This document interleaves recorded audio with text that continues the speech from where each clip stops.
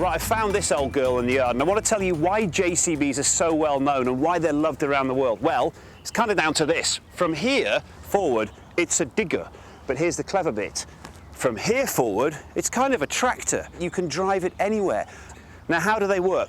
You've got a diesel engine in there, and that's just a regular diesel engine rotating a crank. Now, with that rotating crank, well, you can send it through a gearbox to the back wheel, so this thing can drive. Wow. But here's the clever bit. That rotating shaft actually is sent to this pump at the front, and that pump is used to put huge amounts of pressure behind a fluid called hydraulic fluid.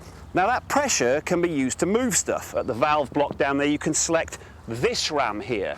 Well, it's like one of those see-through syringes. You've got a piston in there, and if you put high-pressure fluid this side, that ram extends and up goes the bucket. I mean, there's loads of these things. You can send it to that ram there or this ram here, and that is all the choice of the driver. Where do you want to send the fluid? What do you want to do with it? And explaining this to you is making me realise that actually these things are pretty complicated, and on ours, all of it's faulty.